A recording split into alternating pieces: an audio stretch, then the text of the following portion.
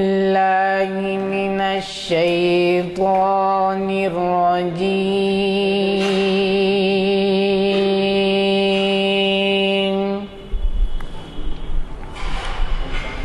بسم الله الرحمن الرحيم.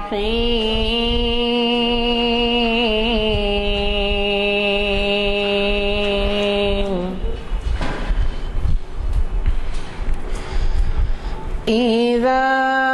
زلزلت الأرض زلزالها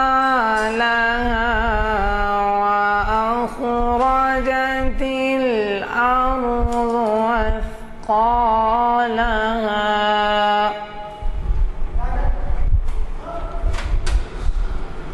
فقال الإنسان ما لها يومئذ تحدث أخبارها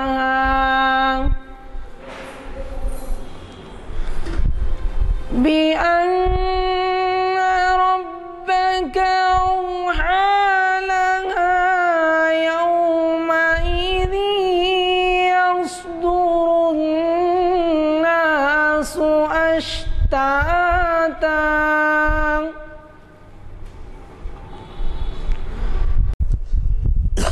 حضرات، جیسے کہ آپ واقف ہیں،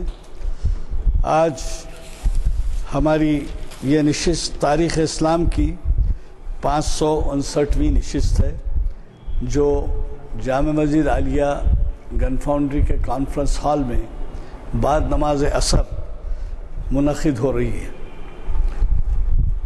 اور آج کی اس نشست کا آغاز، قاری صاحب کا نام کیا ہے؟ عرفان. آج کی اس نشست کا آغاز حافظ و قاری عرفان احمد صاحب کی خوش الحان قرات سے ہوا، اور آج 13 اکتوبر 2012 عیسوی بروز ہفتہ مطابق 26 ذیقعدہ 1433 ہجری بعد نماز عصر یہ نشست منعقد ہو رہی ہے. اور آج کے مقرر ہیں ڈاکٹر سید اسلام الدین مجاہد. اور جیسے کہ آپ واقف ہیں، آج کا دیا ہوا عنوان مقرر صاحبی کا ہے، اور وہ عنوان ہے میثاق مدینہ، دنیا کا پہلا تحریری دستور. آپ خود بھی واقف ہیں، آپ جب کوئی مکان بنانا چاہتے ہیں یا کوئی اسکیم آپ کے ہاں اسکیم ہوتی ہے تو اس کے لیے پہلے کسی آرکیٹیکٹ سے مشورہ کیا جاتا ہے. وہ زمانہ گیا جب کہ آرکیٹیکٹس نہیں تھے، بلکہ میاں بیوی بیٹھ کے تصفیہ کر لیتے تھے کہ ادھر کمرہ ہونا، ادھر دیوان خانہ ہونا، ادھر باولی ہونا، فلاں ہونا. وہ گیا اب زمانہ. دستور آپ کے پلاننگ کا زمانہ ہے، تو پہلے پلاننگ کر کے آپ جو ہے کچھ کام کرتے ہیں. لیکن دستور ایسی چیز ہے، اس میں پلاننگ جو ہے، ایک دفعہ مکان بنانے کا آپ کر دیجئے یا کچھ کر لیجئے تو وہ ظاہر ہے کہ وہ جیسی پروجیکٹ ختم ہو جائے گا وہ کام ختم ہو گیا. لیکن دستور ایسی چیز ہے جو ہمیشہ کے لیے دائمی کام آنے کی چیز ہوتی ہے، گو کہ اس میں بعض وقت ترمیمات بھی ہوتی ہیں. لیکن میثاق مدینہ کے بارے میں ہمیں مقرر صاحب کے مشکور ہونا چاہیے کہ انہوں نے ایسا کچھ عنوان دیا ہے جو کافی دلچسپ اس وجہ سے بھی ہے کہ یہ دنیا کا پہلا تحریری دستور ہے. تحریری کا لفظ میں خاص طور پہ اس وجہ سے زور دے کے کہہ رہا ہوں کہ انگلینڈ میں آج تک بھی انگریزوں کا دستور تحریری نہیں ہے، صرف روایات پہ ہو. کنونشنز کہتے ہیں، 18-20 روایات ہیں جس کے اوپر وہ دستور چلتا ہے. جیسے ان کا کہنا ہے king can do no wrong, مطلب یہ ہے کہ بادشاہ کبھی غلطی نہیں کر سکتا. اگر وہ کسی گولی بھی مار دیا تو کہتے ہیں کہ وہ وزیر اعظم کے غلط مشورہ تھا ہمارا، اس کو سزا نہیں ہو سکتی. پھر اسی طریقے سے کنگ از گاڈس منسٹر آن ارتھ، یعنی بادشاہ جو ہے خدا کا نمائندہ ہے دنیا میں. زمین پہ. تو اس طریقے سے ان کے کئی دستور ہیں, یعنی کنونشنز ہیں, روایت ہیں, وہ روایت پہ چلتا ہے, تحریری دستور نہیں ہے انگلستان میں. تو میں یہ کہہ رہا ہوں کہ ہمارے ہاں یہ جو تحریری دستور ہے دنیا کا پہلا,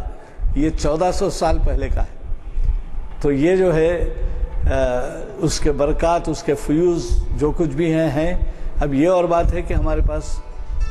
اس کے اوپر عمل پیرائی میں کوتاہیاں ہیں, اور آپ خود دیکھتے ہیں کہ کس قدر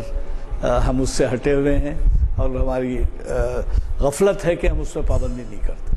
تو میں اس وجہ سے تمام باتیں آپ سے کہہ رہا ہوں. کہنے کو تو بہت ہے, مگر کہیں ایسا نہ ہو جائے کہ میں ہمارے آج کے مقرر صاحب کے خیالات پہ انکروچ کروں. لہذا میں مناسب یہ سمجھ رہا ہوں کہ انہیں بلا لوں خطاب کے لیے. صرف اتنا ہی عرض کروں گا کہ کل ہی پرسوں جو اہم خطاب ہے وہ بھی پروفیسر سید راشد نسیم ندوی صاحب کا ہے, اور وہ ہے لین دین شریعت کی روشنی میں. اور کتنا اہم ہے آپ اس کا خود اندازہ کر سکتے ہیں کہ کوئی سطح ایسی نہیں ہے جس سطح پہ لین دین نہیں ہوتا. لین دین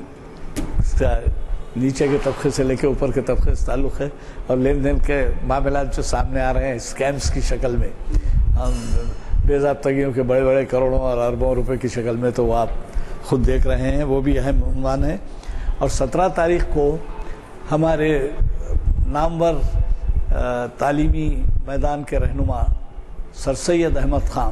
کا پیدائش کا دن ہے, اور اس دن ہمیں ایک ماہر اسکالر مخاطب کر رہے ہیں, ڈاکٹر یوسف اعظمی. اور آپ کو معلوم ہے یوسف اعظمی اقبال پہ ایک اتھارٹی سمجھے جاتے ہیں. اقبال کے بارے میں ان کو کافی ان کے اسٹڈیز ہیں, اور وہ بین الاقوامی شہرت رکھتے ہیں. کئی مقامات پہ انہوں نے خطاب کیا ہے. تو سر سید اور اقبال کا عنوان انہوں نے دیا ہے. آپ کو خود اندازہ ہوگا کہ عنوان سے کہ وہ کس قدر دلچسپ عنوان ہے. سر سید کی پیدائش کا دن ہے. اس دن بہت پورے ملک میں کئی جلسے ہوتے ہیں. خود علی گڑھ کلب میں بھی اس دن سر سید ڈے منایا جاتا ہے, علی گڑھ میں منایا جاتا ہے. تو اس وجہ سے ذرا احترام ہوگا اگر آپ شرکت فرمائیں اور سر سید کے بارے میں ان کے خیالات سے استفادہ فرمائیں. میں مزید کچھ عرض کے بغیر آج کے ہمارے مقرر, فاضل مقرر, جن کے جانے پہچان کے تعارف کی ضرورت نہیں ہے, اور آپ کے درمیان اب تک شاید وہ مختلف عنوانات سے شریعت انفارمیشن میں اور تاریخ اسلام میں شاید 97 یا 98 خطاب ہوئے, نہیں آپ 95 خطاب ہوئے. اب اندازہ لگائیے کہ میں ان کا کیا تعارف کراؤں جبکہ آپ 95 خطاب 98واں خطاب ہے کہہ رہے ہیں. تو ایک دو خطاب کے بعد تو ہم اس کو بھی سیلیبریٹ کرنا پڑے گا کہ سینچری مکمل ہوئی ان کی. بول تو میں مدعو کرتا ہوں آج کے الحمدللہ رب العالمین والصلاة والسلام علی رسول الامین. فاعوذ باللہ من الشیطان الرجیم. بسم اللہ الرحمن الرحیم. هو الذی ارسل رسولہ بالہدی ودین الحق لیظہرہ علی الدین کلہ ولو کرہ المشرکین. صدق اللہ العظیم. ساری حمد و ستائش اور ساری کبریائی اس خالق و کون و مکان کے لیے سزاوار ہے جس نے اس کائنات کو وجود بخشا. درود و سلام و تمام انبیاء اور مرسلین اور بخصوص حضرت محمد مصطفیٰ صلی اللہ علیہ وسلم پر کہ جنہوں نے ہمیں صراط مستقیم پر کا راستہ دکھایا. قابل احترام محترم جناب غلام ازدانی صاحب, senior advocate high court of Andhra Pradesh, بزرگوں اور عزیز نوجوان ساتھیو, السلام علیکم ورحمۃ اللہ وبرکاتہ. آج کی تاریخ اسلام کے لیکچر کے لیے میں نے میثاق مدینہ کو اپنا عنوان بنایا ہے. آپ کو یاد ہوگا کہ 3 ماہ پہلے میں نے اسلام کی آمد سے پہلے رسول اکرم صلی اللہ علیہ وسلم نے جو عرب کے معاشرے کے اندر امن کو قائم کرنے کے لیے جس قسم کے معاہدے کی تائید کی تھی اس کا ذکر میں نے اپنے لیکچر میں کیا تھا. وہ معاہدہ تھا حلف الفضول کا معاہدہ. حلف الفضول کا معاہدہ اس وقت ہوا جب کہ ابھی اسلام کی آمد نہیں ہوئی تھی اور لوگ جو ہے نا مختلف قسم کے ایام جاہلیت کے دن گزار رہے تھے. لیکن جب نبی اکرم صلی اللہ علیہ وسلم نے ہجرت فرمائی اور جب آپ مدینہ تشریف لائے تو مدینہ کی بھی صورتحال کچھ ایسی ہی تھی جو ابتدائی دور میں مکے کی حالت تھی. لا قانونیت کا دورہ تھا اور مختلف قبائل آپس میں ایک دوسرے سے لڑ اور جھگڑ رہے تھے, اور خاص طور پر اسلام کے لیے بڑے خطرات تھے.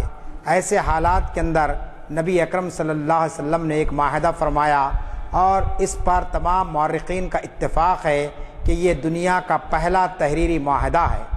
ہم یہ سمجھتے ہیں کہ امریکہ کا جو دستور ہے وہ دراصل پہلا دستور ہے جو دنیا میں رائج کیا گیا نہیں، بلکہ رسول کریم صلی اللہ علیہ وسلم نے ہجرت کے بعد جس معاہدے کو تشکیل دیا اور جس پر سارے قبائل نے اتفاق کیا، وہ معاہدہ دنیا کا سب سے پہلا تحریری دستور تھا، جس کے اندر بہت ساری دفعات کو لکھ دیا گیا اور اس بات کا عہد کیا گیا کہ ہر فریق اس کی پابندی کرے گا۔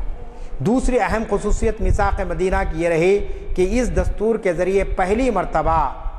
ان لوگوں کے حقوق کو تسلیم کیا گیا جو اقلیتوں سے تعلق رکھتے ہیں، جو مائنارٹیز سے تعلق رکھتے ہیں۔ آج جب کہ دنیا میں مائنارٹیز کا بہت زیادہ چرچا ہو رہا ہے اور یہ کہا جا رہا ہے کہ اکثریت کی ذمہ داری ہے کہ وہ اقلیت کے حقوق کا تحفظ کرے، لیکن رسول کریم صلی اللہ علیہ وسلم نے آج سے 1400 سال پہلے اقلیتوں کے حقوق کو نہ صرف ایک معاہدے میں شامل کیا بلکہ عملاً ان حقوق کو نافذ کیا۔ چنانچہ وہ سارے قبائل جو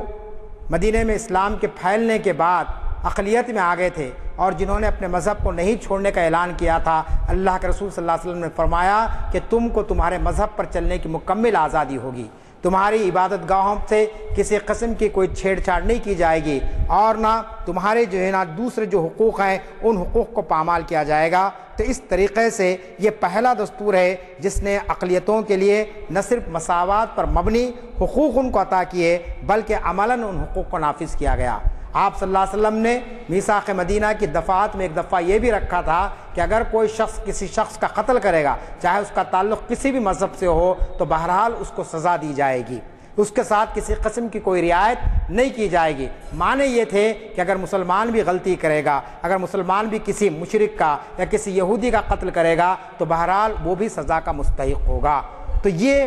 دو باتیں تھیں اس کے اندر۔ دوسری سب سے اہم ترین بات یہ ہے کہ یہ میثاق مدینہ کا جو دستور ہے یہ کوئی لمبا چوڑا دستور نہیں تھا بلکہ صرف 730 الفاظ پر مشتمل یہ دستور ہے۔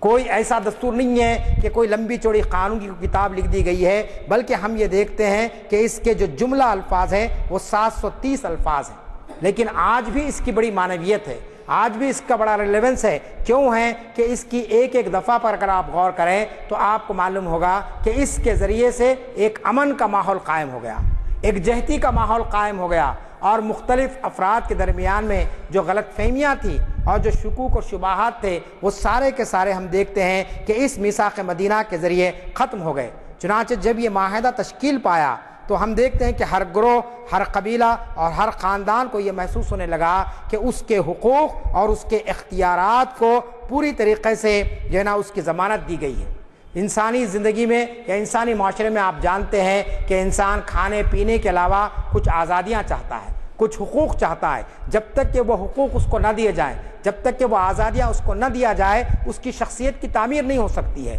وہ اس کی جو ہے نا وہ ذہنی طور پر اپنے آپ کو جیسا محسوس نہیں کر سکتا ہے۔ چنانچہ آپ جانتے ہیں کہ ایک شخص جو جیل میں رہتا ہے اور ایک شخص جو آزاد فضا میں رہتا ہے، ان دونوں کی زندگی میں بڑا فرق پایا جاتا ہے۔ حالانکہ وہاں پہ بھی اسے کھانا ملتا ہے، وہاں پہ بھی کچھ آرام ملتا ہے، وہاں پہ بھی دوسری سہولتیں ملتی ہے، لیکن وہ آزادی نہیں ملتی ہے جو آزادی ایک انسان کو سماج میں ملتی ہے۔ چنانچہ آپ جانتے ہیں کہ مورخین یہ لکھتے ہیں کہ میثاق مدینہ کی سب سے اہم خصوصیت یہ تھی کہ رسول اکرم صلی اللہ علیہ وسلم نے اس معاہدے کے ذریعے ایک مکمل ایک ایسی شہری ریاست کو آپ نے قائم فرمایا کہ جہاں پر کمزور، ضعیف اور پسماندہ اور محروم طبقات کو بھی ایک قسم کی چین اور سکون کی زندگی حاصل ہوئی۔ کوئی شخص کسی کے حقوق پر ڈاکہ نہیں ڈال سکتا تھا، کوئی کسی کے حقوق کو پامال نہیں کر سکتا تھا، اور نتیجتاً یہ ہوا کہ مختلف فکر کے لوگ، مختلف عقائد کے لوگ اور مختلف مذہب کے ماننے والے لوگ باہم شیر و شکر رہنے لگے کہ ان کے درمیان میں مذہبی اختلاف تو تھا، ان کے درمیان میں فکری اختلاف تو تھا، لیکن اس کے باوجود ایک شہری سماج کے جو لوازمات ہوتے ہیں، ایک سوسائٹی کے لیے جو ایک پرامن سوسائٹی قائم کرنا چاہتے ہیں تو وہاں پر کس طریقے سے زندگی گزاری جائے، اس کے اصول آپ صلی اللہ علیہ وسلم نے اس کے ذریعے بیان فرمائے ہیں۔ پھر میثاق مدینہ کی سب سے اہم خصوصیت یہ ہے کہ اس معاہدے کے ذریعے سے پورے عرب کی سیاست کی کایا پلٹ گئی، اور وہ گروہ جس کی چودراہٹ سے لوگ کانپتے تھے اور جس کے سامنے کوئی سوال نہیں کیا جا سکتا تھا، اس طبقے کو بھی یہ محسوس ہونے لگا کہ اب اس کی جو ہے چودراہٹ ختم ہو گئی ہے، آپ جانتے ہیں کہ رسول کریم صلی اللہ علیہ وسلم کے مدینے کو ہجرت فرمانے سے پہلے وہاں پر یہودیوں کا دبدبہ تھا، عربوں کی معیشت پر، عربوں کی سیاست پر اور ان کے پورے زندگی کے معاملات پر یہودی قابض تھے۔ خاص طور پر معیشت کا معاملہ یہ تھا کہ جو لوگ مدینے کے لوگ تھے وہ لوگ آرام پسند تھے، کوئی محنت نہیں کرتے تھے، تو یہودی تجارت کرتے تھے، معیشت ان کے ہاتھ میں تھی اور اس معیشت کا اس طریقے سے استعمال کرتے تھے کہ سود پر پیسہ دیا جاتا تھا۔ اور سود کا معاملہ یہ تھا کہ اگر ایک شخص لیتا سود تو اس کا انتقال ہو جاتا، اس کا بیٹا بھی اس سود کو ادا نہیں کرتا، اس کا پوترا بھی اس کی سود کو ادا نہیں کرتا، نتیجہ یہ ہوتا کہ اس کی جائیداد کو وہ لوگ لے لیتے، حاصل کر لیتے۔ اس طریقے سے وہ شخص کچھ جو رقم لیتا ہے سود کی شکل میں، بعد میں جا کر وہ اپنی جائیداد سے محروم کر دیا جاتا تھا۔ اس قسم سے انسانوں کا استحصال وہاں پر ہوتا تھا۔ چنانچہ ہم دیکھتے ہیں کہ اس معاہدے کے ذریعے سے سب سے پہلے وہ طبقہ جو مدینے کے سیاہ اور سفید کا مالک تھا، سیاست، اقتدار اور معیشت جس کے قبضے میں تھی، اسے محسوس ہونے لگا کہ اب اس کی جو ہے نا یہ چودراہٹ نہیں چل سکتی ہے، اب یہ جو ہے سو اس کا دبدبہ ختم ہو جائے گا۔ چنانچہ جس شعبے میں یہودیوں کو برتری حاصل تھی، جب مدینے میں آفتاب اسلام طلوع ہوا تو ہم دیکھتے ہیں کہ وہاں کی سیاست کا انداز بھی بدل گیا، وہاں کی معیشت کا انداز بھی بدل گیا، وہاں پر لوگوں کا طرز معاشرت بھی بدل گیا۔ جو لوگ محروم تھے، جو لوگ بالکل کمزور تھے، ان کو بھی اس معاہدے کے ذریعے سے ایک ایسی طاقت حاصل ہوئی کہ وہ لوگ یہ محسوس کرنے لگے کہ اب ہماری جائیداد پر کوئی قابض نہیں ہو سکتا، اب ہمارے حقوق کو کوئی پامال نہیں کر سکتا۔ پھر اسی طریقے سے ہم یہ بھی دیکھتے ہیں کہ رسول کریم صلی اللہ علیہ وسلم یہودیوں کے ان ہتھ کنڈوں سے مسلمانوں کو آزاد کروائے جس کے ذریعے سے ان کو کچلا جا رہا تھا۔ آپ دیکھتے ہیں کہ ہجرت کے بعد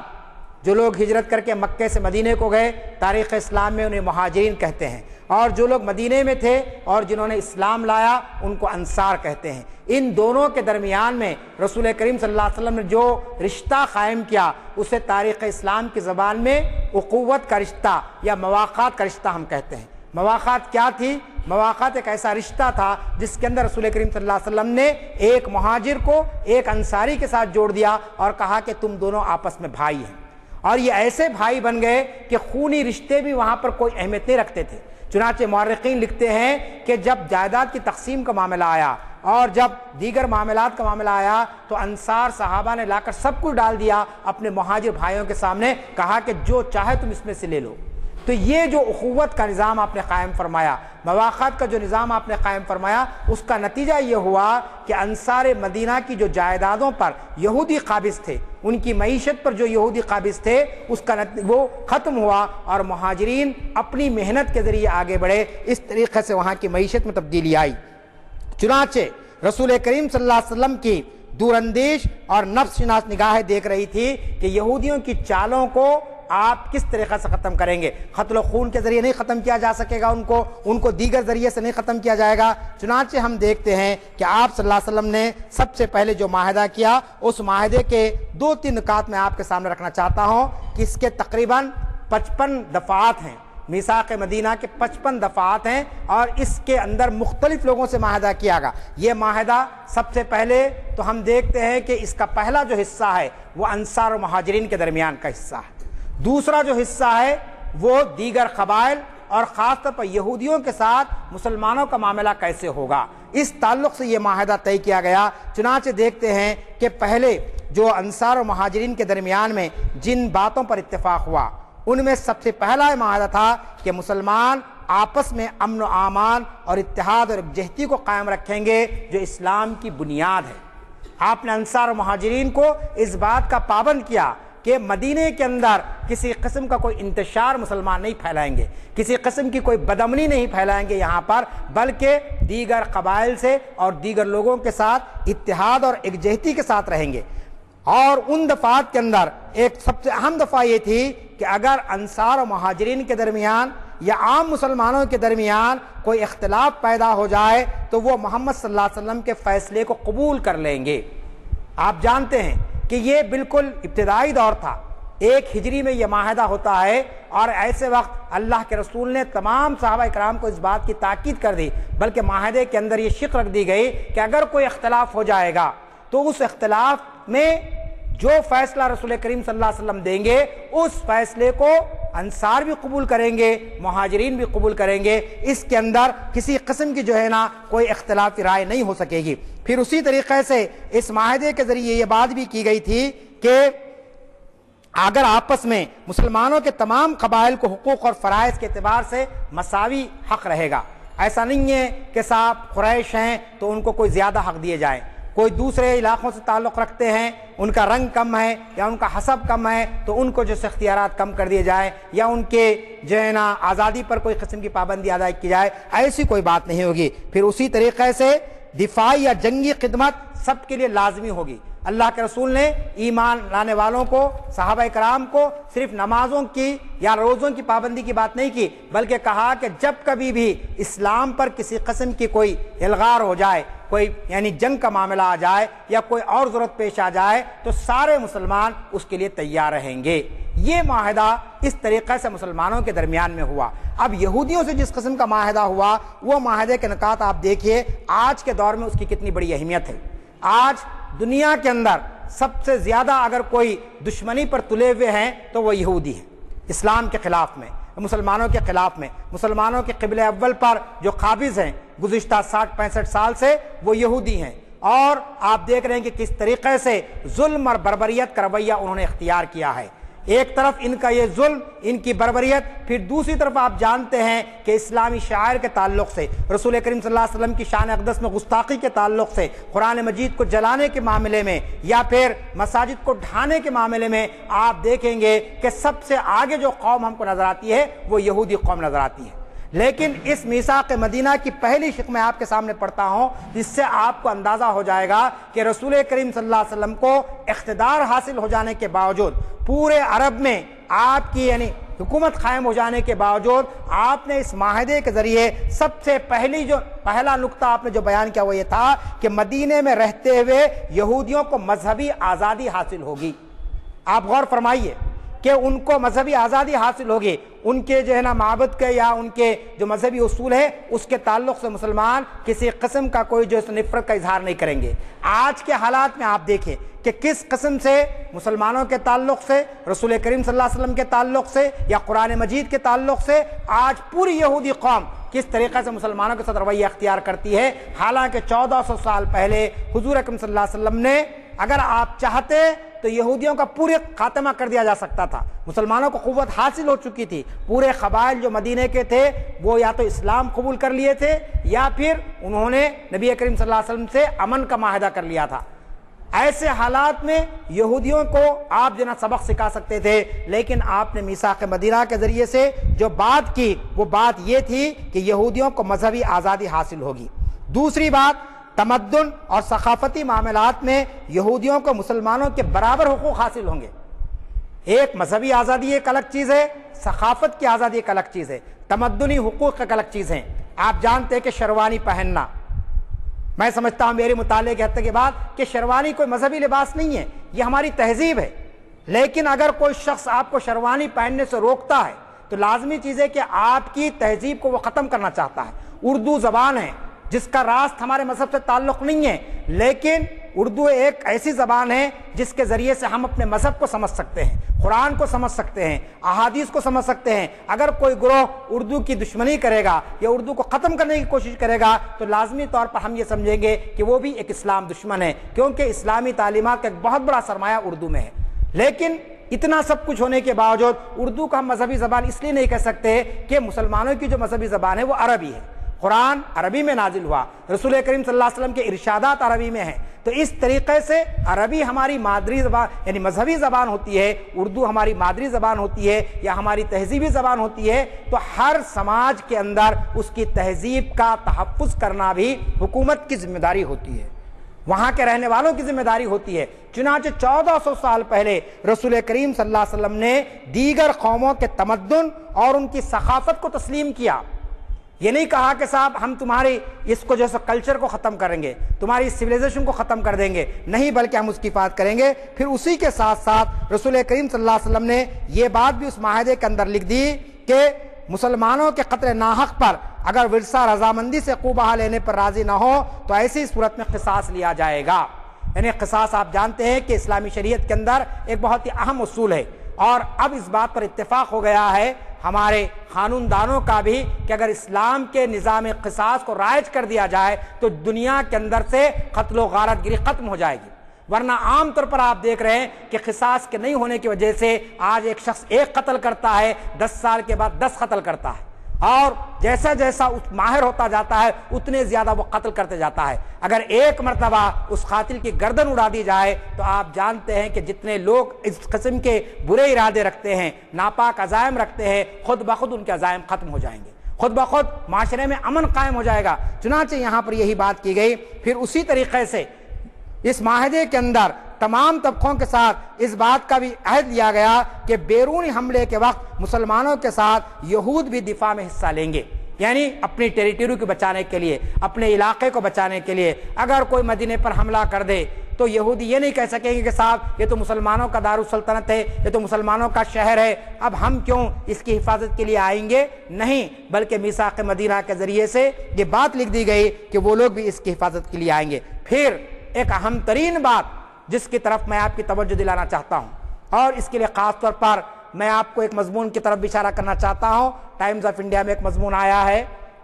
جو اتفاق سے بہرحال ایک مولانا ہے، بڑی کتابیں انہوں نے لکھی ہے، مذہبی کتابیں، وحید الدین خان صاحب۔ اگر آپ نے مضمون نہیں پڑھا ہے تو آپ اس مضمون کو پڑھیے۔ ٹائمز آف انڈیا میں بڑی انہوں نے گستاخانہ باتیں اس کے اندر لکھی ہے۔ انہوں نے یہ لکھا ہے کہ صاحب رسول کریم صلی اللہ علیہ وسلم کے گستاخ کو قتل کرنے کا کوئی جواز نہیں ہے قرآن میں یا حدیث میں۔ میں اس بحث میں جانا نہیں چاہتا ہوں، علماء کرام اور مفتیوں سے پوچھ سکتے ہیں، لیکن 1400 سال پہلے یہودیوں سے معاہدہ ہوا،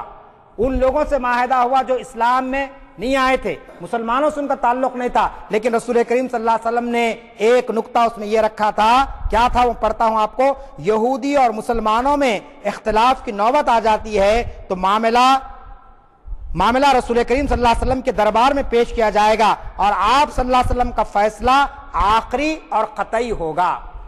آپ غور فرمائیے کہ اس وقت جبکہ ابتدائی دور تھا اسلام کا، ایسے وقت رسول کریم صلی اللہ علیہ وسلم نے اپنے فیصلوں کو اس طریقے سے منوایا، کیوں کہ اگر امن کو آپ قائم کرنا چاہتے ہیں، اگر لوگوں کے درمیان میں آپ یکجہتی کو قائم کرنا چاہتے ہیں تو پھر اختیار کا حق ہر ایک کو نہیں دیا جا سکتا ہے۔ جو شخصیت بے مثال ہوگی اور جو ایک دستور لائی ہے دنیا کے اندر، اسی کو یہ اختیار حاصل ہوگا کہ وہ جو ہے سو فیصلہ کرے۔ چنانچہ صرف مسلمانوں کے معاملے میں نہیں بلکہ تمام مدینے میں جتنے لوگ ہیں، اگر ان کے درمیان میں کوئی اختلاف ہو جائے گا تو فیصلہ رسول کریم صلی اللہ علیہ وسلم کا فیصلہ آخری فیصلہ ہوگا، قطعی فیصلہ ہوگا۔ چنانچہ آپ جانتے ہیں کہ تاریخ اسلام کا بہت مشہور واقعہ ہے یہ کہ حضرت یعنی نبی کریم صلی اللہ علیہ وسلم کے دور میں ہی یہ واقعہ پیش آیا کہ ایک دونوں کے درمیان میں نزاع ہوا، ایک طرف منافق اور ایک طرف یہودی تھا، اور رسول کریم صلی اللہ علیہ وسلم نے بہرحال فیصلہ دے دیا یہودی کے حق میں، اور اس کے بعد وہ شخص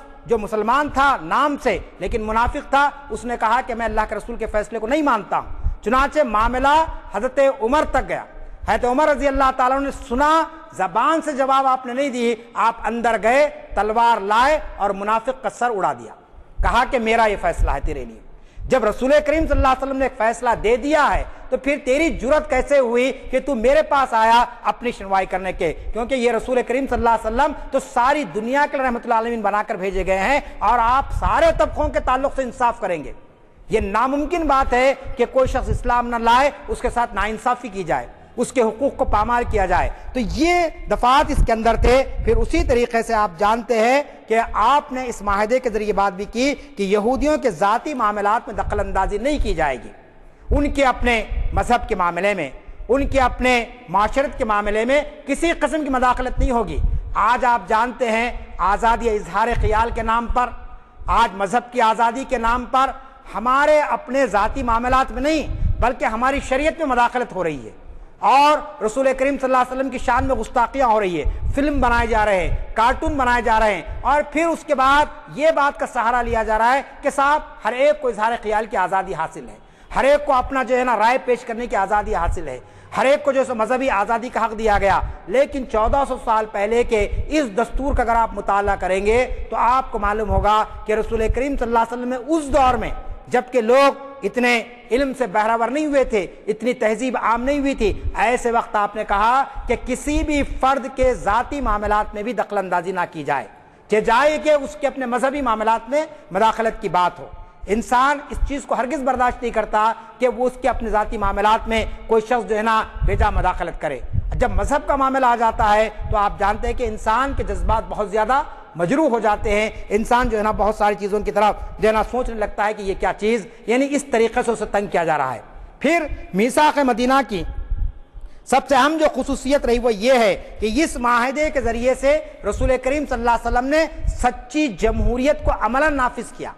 آج ہم جمہوریت کی بات کر رہے ہیں، آج لوگوں کے حقوق کی بات کر رہے ہیں، آج عوامی اقتدار کی ہم بات کر رہے ہیں، لیکن یہی وہ میثاق مدینہ تھا جس نے راہ ہموار کی جمہوریت کی کہ لوگوں کو کھل کر اظہار خیال کریں، لوگ اپنے حقوق کے تعلق سے حکمرانوں کے سامنے سوال طلب کریں، اور جو ہے نا کسی بھی خلیفہ کو اس بات کا اختیار نہیں دیا گیا کہ وہ منمانی کرنے لگے۔ چنانچہ آپ دیکھتے ہیں کہ جمہوریت جو عوام کی ہوتی ہے، جمہور کے معنی عوام کے ہے، اور جمہوریت کا لفظ جمہور سے ہی نکلا ہے، چنانچہ یہ جو جمہوری نظام آج آپ دیکھ رہے ہیں، اس جمہوری نظام پر تو نام تو جمہوریت کا ہے، ڈیموکریسی کا ہے، لیکن اصلاً اگر آپ جمہوریت کو دیکھنا چاہیں تو آپ کو 1400 سال پہلے کے اس مکی یعنی مدنی معاشرے کو آپ دیکھنا چاہیے کہ جہاں پر رسول کریم صلی اللہ علیہ وسلم نے ان دفعات کے ذریعے وہاں پر عملاً جمہوریت کو نافذ کیا۔ جمہوریت کو نافذ کرنے کے معنی کیا ہوتے ہیں؟ جمہوریت کو نافذ کرنے کے معنی یہ ہوتے ہیں کہ ایک عام آدمی کی بنیادی ضروریات کی تکمیل ہو، اس کے حقوق کا تحفظ ہو، وہ یہ محسوس کر سکے کہ اس کی زندگی غیر محفوظ نہیں ہے، اور معاشرے میں امن قائم ہو جائے۔ یہ دراصل جمہوریت کا مقصد ہے۔ جمہوریت کا مقصد یہ نہیں ہے کہ انسان خود غرضی میں اس طریقے سے آگے بڑھ جائے کہ اس کی اپنے مملکت کے عوام بھوک و پیٹ مرنے لگے، ان کے حقوق پامال کر دیے جائے، اور پھر ان کے لیے کسی قسم کی کوئی ضرورت حاصل نہ ہو۔ آج کے حالات کے تناظر میں آپ دیکھ لیجئے کہ صورتحال کیا ہے۔ آج غریب کس طریقے سے یعنی غربت میں پٹ رہا ہے، مسائل کا شکار ہے، اور جو لوگ جمہوریت کے دعوے دار ہیں کس طریقے سے جمہوریت کا غلط استعمال کر رہے ہیں۔ آپ جانتے یہی جمہوریت کا تو نعرہ تھا جس کی بنیاد پر امریکہ نے عراق کو تباہ و برباد کر دیا۔ یہی جمہوریت کی تو باتیں تھیں جس کی بنیاد پر جیسے افغانستان پر الغار کی گئی۔ یہی جمہوریت کی تو باتیں ہیں کہ آج یہ سب آپ کے سامنے جو ہنگامہ آرائی ہو رہی ہے مسلمانوں کے خلاف میں۔ لیکن اصل جمہوریت کا آپ چہرہ دیکھنا چاہتے ہیں تو رسول کریم صلی اللہ علیہ وسلم کے اس میثاق مدینہ کی طرف آپ نظر ڈالتے ہیں تو یہ جو جمہوری نظام آپ نے رائج کیا، اس کے نتیجے میں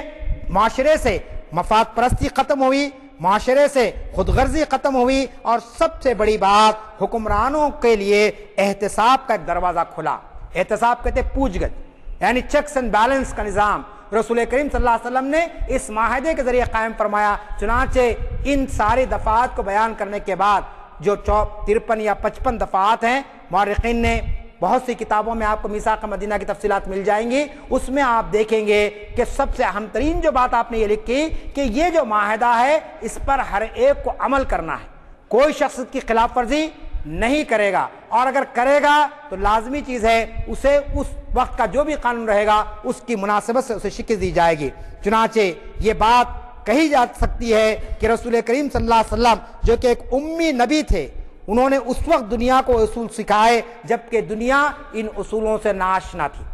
آج اگر آپ بیٹھ کر کوئی اصول بناتے ہیں، اگر آج بیٹھ کر آپ کوئی قانون بناتے ہو، کوئی بڑی بات نہیں ہے، یہ انگلیوں کو آپ چلائیے انٹرنیٹ پر، پورے دنیا کے دساتیر کو آپ 1 گھنٹے کے اندر جمع کر سکتے ہیں، اور اس کے بعد اس میں سے کچھ چن لیں آپ کچھ اچھے اصولوں کو، اور اس کے بعد ایک بہترین قسم کے قانون پر آپ کتاب دنیا میں پیش کر سکتے ہیں۔ لیکن 1400 سال پہلے آپ جانتے ہیں کہ یہ ساری سہولتیں نہیں تھی، لیکن اس کے باوجود رسول کریم صلی اللہ علیہ وسلم نے یہ دستور دنیا کے سامنے نافذ کیا ہے۔ میں آپ کو یہ بتانا چاہتا ہوں کہ آج مغربی دنیا یہ کہتی ہے کہ ہم نے دستور کو رائج کیا، ہم نے جمہوریت کو رائج کیا۔ مغربی دنیا کا آئینی دستوری سفر تو 1215 میں شروع ہوتا ہے۔ آپ غور کیجئے، 1215 میں یہ دستور شروع ہوتا ہے، تقریباً 95 سال بعد، اسلام کی آمد کے 95 سال بعد آپ جانتے ہیں کہ شاہ انگلستان میں نے ایک دستخط کی جس کو آپ میگنا کارٹا کہتے ہیں۔ انسانی حقوق کے تعلق سے اس دستاویز کی بڑی اہمیت بیان کی گئی ہے، اور اس کے بعد آپ جانتے ہیں 16 دسمبر 1689 کو بل آف رائٹس منظور ہوا امریکہ کے اندر۔ پھر اسی طریقے سے فرانس میں 1791 میں انہوں نے ایک دستور کو مرتب کیا۔ تو آج یورپ کے اندر جو آپ دستور دیکھ رہے ہیں، آج یورپ کے اندر جو انسانی حقوق کا جو چرچا ہو رہا ہے، آج جو یورپ کے اندر آپ جانتے کہ یعنی لوگوں کو کچھ حقوق دینے کی باتیں ہو رہی ہے، یہ سب دراصل اسی میثاق مدینہ کے اور حجۃ الوداع کے مختلف دفعات کو سامنے رکھا گیا ہے۔ ایک مورخ نے بڑی اچھی بات لکھی ہے کہ اقوام متحدہ کا جو چارٹر ہے جو ہم پڑھتے ہیں بار بار، یہ پورا کا پورا چارٹر دراصل نبی کریم صلی اللہ علیہ وسلم کے حجۃ الوداع سے لیا گیا ہے، لیکن ان کی بددیانتی یہ ہے کہ انہوں نے کہیں پر بھی حجۃ الوداع کا ذکر نہیں کیا ہے۔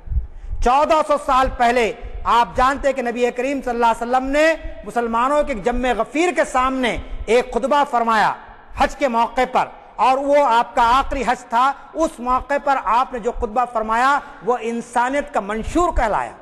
وہ انسانیت کا ایک ایسا چارٹر کہلایا کہ اس کے اندر ساری چیزوں کو آپ صلی اللہ علیہ وسلم نے بیان فرمایا۔ آپ نے حجۃ الوداع کے کوئی خطبے کو آپ نے سنا ہوگا، اگر نہیں سنا ہے تو آپ پڑھیے، ڈاکٹر حمید اللہ صاحب کی کتاب میں وہ پورا خطبہ موجود ہے، بنیادی حقوق نامی ایک کتاب ہے، اس میں یہ خطبہ پورا موجود ہے۔ آپ دیکھیں گے کہ اس خطبے کو ایک طرف رکھیے اور دوسری طرف آپ اقوام متحدہ کے چارٹر کو رکھیے، تو پورے کے پورے دفعات ہیں۔ اقوام متحدہ تو 1945 میں بنتا ہے، سیکنڈ ورلڈ وار کے بعد، اور حجۃ الوداع تو رسول کریم صلی اللہ علیہ وسلم نے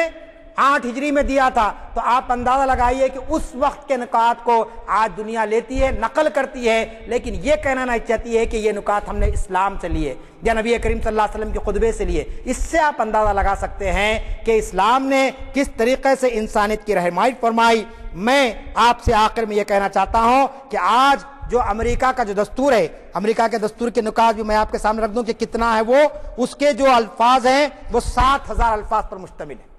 اور میثاق مدینہ کے جو الفاظ ہیں وہ بالکل یعنی 730 الفاظ پر مشتمل ہے۔ کتنا بڑا فرق ہے۔ رسول کریم صلی اللہ علیہ وسلم 703 الفاظ کے اندر دنیا میں امن کو قائم کر کے بتا دیا، لوگوں کے حقوق دے کر بتا دیا، اور اس طریقے سے کہ پھر آپ دیکھتے ہیں کہ مدنی معاشرے کے اندر کبھی کوئی فساد نہیں ہوا، کبھی جو ہے نا لوگ جو ہے نا ایک دوسرے کے حقوق کو پامال نہیں کیے۔ اسی لیے ہم یہ بات کہتے ہیں کہ آج ایسے مؤثر اور مکمل دستور کو دنیا کے سامنے لانے کی ضرورت ہے۔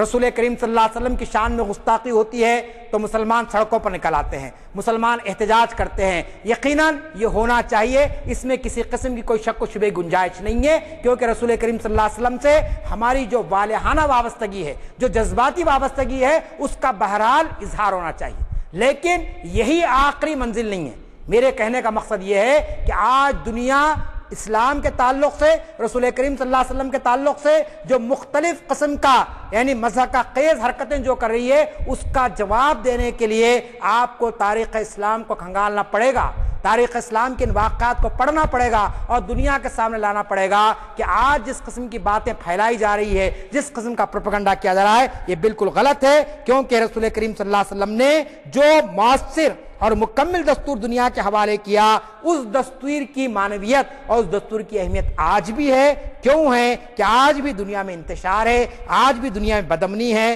لاقانونیت ہے، تشدد ہے، ایک دوسرے کو حقوق کو پامال کیا جا رہا ہے۔ یہ ساری قباستوں کو دور کرنے اور امن کو قائم کرنے اور اتحاد کو قائم کرنے کے لیے میثاق مدینہ کی اہمیت اپنی جگہ برقرار ہے۔ ضرورت اس بات کی ہے امت مسلمہ کا باشعور طبقہ، اہل علم طبقہ کم از کم اس طرف توجہ دے، اور ان حالات کے اندر جبکہ مختلف قسم کے مسائل ہمارے سامنے آتے ہیں، ہم دنیا کے سامنے ان چیزوں کو پیش کرنے کی کوشش کریں۔ اللہ تعالیٰ سے دعا ہے اللہ تعالیٰ اور آپ کو تاریخ اسلام کو اس کے صحیح تناظر میں سمجھنے اور تاریخ اسلام کے ان روشن یعنی باتوں کو دنیا کے سامنے لانے کی توفیق عطا فرمائے۔ رب اغفر ورحم وانت خیر الراحمین، وآخر الدعوانا ان الحمدللہ رب العالمین۔ حضرات، میں نے پہلے ہی آپ سے عرض کر دیا تھا کہ آج کا عنوان کس قدر اہم ہے۔ ابھی آپ نے بعض ایسے پہلو سماعت فرمائے جس سے یقینی طور پر ہماری معلومات میں کافی اضافہ ہوا ہے۔ بات یہ ہے کہ اگر مطالعہ کا آپ کو وقت نہ ملتا ہو تو اخبارات میں ایک آئٹم ضرور پڑھا کیجیے۔ ممکن ہو آپ یہ سمجھ کے گزر جائیں کہ مجھے اب وقت نہیں ہے، بعد میں پڑھوں گا، اور پھر نہ پڑھیں۔ ہر اخبار میں ایک واقعہ آتا ہے، میں نے اسلام کیوں قبول کیا۔ وہ بڑا اہم ہوتا ہے، بڑا دلچسپ ہوتا ہے، اور میں اس وجہ سے خاص طور پہ آپ سے گزارش کر رہا ہوں کہ ہم نظر انداز کر دیتے ہیں۔ آپ کو خود اندازہ ہے کہ ہر قوم میں اپنی، ہر مذہب کے لوگوں میں اپنے مذہب سے لگاؤ ہوتا ہے، اور جب وہ دوسرے مذہب کی باتیں پڑھتے ہیں تو ایک قسم سے تھوڑا ایسا برتاؤ ہوتا ہے، تفریق کا برتاؤ ہوتا ہے، فرق کا برتاؤ ہوتا ہے کہ بھئی ہمارے مذہب میں ایسا ہے اور یہ مذہب یہ کہتا ہے۔ لیکن اگر کوئی مذہب، دوسرے مذہب والا آپ کے بارے میں کچھ پڑھتا ہے، سیکھتا ہے، سنتا ہے اور اپنا مذہب چھوڑتا ہے، تو پھر آپ کو اندازہ ہونا پڑے گا کہ آپ اندازہ لگا سکتے ہیں کہ اس مذہب کو قبول کرنے میں کیا عوامل ہو سکتے ہیں۔ اور ایسے مذہب میں ہم ہوتے ہوئے کہ جب دوسری مذہب سے لوگ ہمارے مذہب میں داخل ہو رہے ہیں، ہم اپنے مذہب کے لیے کیا کر رہے ہیں، ہم کتنی پابندی کر رہے ہیں۔ تو میرا کہنے کا مطلب یہ ہے کہ وہ جو آپ نے ابھی سنا کہ میثاق مدینہ چند الفاظ پر مشتمل، اور وہ رہنمائی کے لیے اقوام متحدہ کے دستور کی بنیاد بن سکتا ہے، تو پھر ہمارے لیے کتنی بڑی نعمت اس میثاق کی ہے۔ کیا یہ ہمارے پہ ذمہ داری عائد نہیں ہوتی؟ آپ اس سے اندازہ لگائیے کہ جو شرح سے اسلام پھیل رہا ہے وہ سارے دیگر مذاہب کے لیے باعث تفکر ہے کہ یہ اس قدر شدت سے پھیل رہا ہے۔ ایسے میں ہم پہ یہ ذمہ داری ہوتی ہے کہ اگر اس کے پھیلاؤ میں ہم حصہ نہیں لے رہے ہیں تو کم از کم اس پہ عمل تو کریں۔ اب ہم ہر ایک اپنا جائزہ لیں کہ ہم اسلامی تعلیمات پہ کتنا عمل کر رہے ہیں۔ یہ آج کے سب سے بڑا سوال یہ ہے کہ آج کے آپ نے تو کئی مرتبہ سنا ہوگا، ایک مفکر اس پچھلی صدی کا جارج برنارڈ شاہ کہلاتا ہے، وہ مفکر اور فلسفی، دنیا میں اس نے شہرت پائی۔ اس سے جب پوچھا گیا کہ اسلام کے بارے میں کیا خیال ہے تو اس نے کہا کہ اسلام دنیا کا سب سے بہترین مذہب ہے، لیکن اس کے ساتھ ساتھ ایک جملہ جوڑ دیا، لیکن مسلمان سب سے بدترین قوم ہے۔ اب آپ اندازہ لگائیے کہ کتنا فرق محسوس کیا ہے غیر، جس کا مطالعہ بہت وسیع ہے، کہ وہ اسلام سب سے اچھا مذہب ہے لیکن اس کے فالوورز جو ہیں وہ بدترین ہے کہہ رہا ہوں۔ خیر اس کا چرچا ضروری نہیں ہے، لیکن میں یہ کہہ رہا ہوں کہ ہم پہ کتنی بڑی ذمہ داری عائد نہیں ہوتی ہے کہ رسول اللہ صلی اللہ علیہ وسلم کے چارٹر کہتے ہیں میثاق کو، وہ چارٹر کو جو ہے ہم آگے بڑھائیں اور ہم اس پر عمل پیرا ہوں۔ میں نے پہلے ہی کہہ دیا ہے کہ پرسوں کا جو لیکچر ہے ہمارے راشد نسیم ندوی صاحب کا، وہ بھی بہت ہی اہم عنوان کا ہے، لین دین شریعت کی روشنی میں۔ وہ اہم اس وجہ سے کہہ رہا ہوں میں کہ کئی ایسے لین دین کے معاملے ہوتے ہیں جن کو ہم سمجھتے ہیں کہ وہ شرعی جواز رکھتے ہیں، لیکن آپ سننے کے بعد آپ کو پتہ چلے گا کہ کیا لین دین کے اندر موانعات ہیں، کیا چیز مانے ہیں، کیا چیز جو ہے ہماری مذہب کے خلاف پڑتی ہے، اور وہ ایک قسم کا درس ہے جو ہمارے لیے